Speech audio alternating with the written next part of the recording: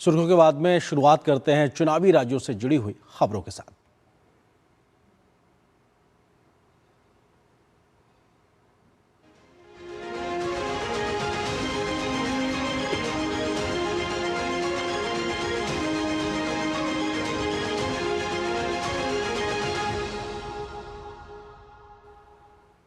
पश्चिम बंगाल में चुनावी जंग अब अपने निर्णायक मोड़ पर पहुंच रही है।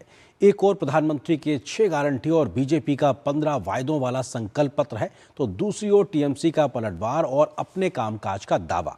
बीजेपी जहां भयमुक्त शासन, सुरक्षा और आर्थिक मदद के वादों के साथ जनता के बीच भरोसा बनाने की कोशिश कर रही है, तो वहीं ममता बनर्जी इन वादों को अविश्वसनीय बताकर जनता को सतर्क रहने की अपील कर रही हैं।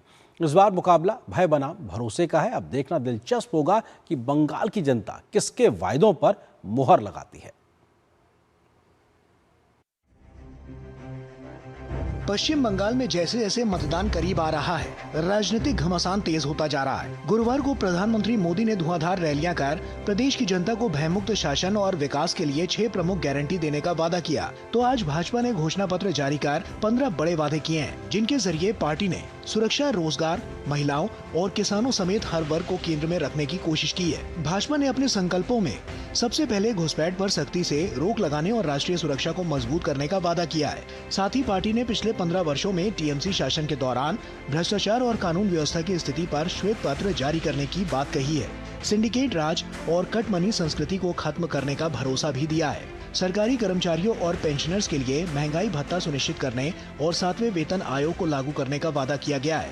युवाओं के लिए अगले 5 वर्षों में 1 करोड़ रोजगार और स्वरोजगार के अवसर पैदा करने की बात कही गई है। साथ ही बेरोजगार युवाओं को 3000 रुपए की आर्थिक सहायता देने का वादा भी शामिल है। महिलाओं के लिए विशेष योजनाएं भी प्रस्तावित हैं। महिला सुरक्षा के लिए महिला पुलिस बटालियन, दुर्गा सुरक्षा स्क्वाड और सरकारी नौकरियों में 33% आरक्षण देने की बात कही गई है। इसके अलावा हर महिला को 3000 रुपए मासिक आर्थिक सहायता देने का वादा भी किया गया है। 45 दिन के अंदर ही 7वें वेतन आयोग को लागू कर सभी कर्मचारियों का सम्मान करने का काम नई बनने वाली भारतीय जनता पार्टी की सरकार करेगी। हर महीने 1 से 5 तारीख के अंदर 3000 रुपया हर माता के बैंक अकाउंट में ट्रांसफर करेंगे। इतना ही नहीं, घोषणा पत्र में कुरमाली और राजबोंगशी भाषाओं को संविधान की 8वीं अनुसूची में शामिल करने की बात कही गई है। किसानों के लिए चावल, आलू और आम खेती में सहायता और उचित मूल्य सुनिश्चित करने का वादा किया गया है। मछुआरों को पीएम मत्स्य संपदा योजना के तहत पंजीकरण और राज्य को मछली निर्यात का बड़ा केंद्र बनाने की योजना है। भाजपा के वरिष्ठ नेता और केंद्रीय गृह मंत्री अमित शाह ने कहा कि 6 महीने के भीतर पश्चिम बंगाल में यूनिफॉर्म सिविल कोड लागू किया जाएगा। हम 6 माह के अंदर ही बंगाल के अंदर यूसीसी को लागू कर सभी नागरिकों के लिए एक ही कानून बंगाल में हो, वो सुनिश्चित करेंगे। इसके अलावा मवेशी तस्करी रोकने के लिए कड़े कानून बनाने का ऐलान भी किया गया है। चाय बागानों के पुनरुद्धार, दार्जिलिंग टी ब्रांडिंग और जूट उद्योग को आधुनिक बनाने की योजना भी शामिल है। आयुष्मान भारत योजना लागू करने, मुफ्त HPV टीकाकरण, ब्रेस्ट कैंसर स्क्रीनिंग और उत्तर बंगाल में एम्स, IIT और IIM स्थापित करने का वादा किया गया है। इसके साथ ही वंदे मातरम संग्रहालय बनाने और धार्मिक स्वतंत्रता सुनिश्चित करने के लिए कानून लाने की भी घोषणा की गई है।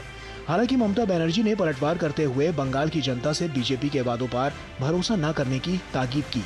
सबके विश्वास करते पारेन, नाग देवता, नागिनी देवता, किंतु मने राखबेन बीजेपी के विश्वास करबेन ना, करलेन और गेलेन। जहां ममता बनर्जी अपनी सत्ता बचाए रखने के लिए संघर्ष कर रही हैं, वहीं बीजेपी सत्ता में दाखिल होने के लिए पूरा जोर लगा रही है। बीजेपी भय बनाम विश्वास की लड़ाई को लेकर चुनावी मैदान में है। देखना होगा कि जनता किसके वादों पर एतबार करती है। सौरभ दत्ता के साथ ब्यूरो रिपोर्ट, DD न्यूज।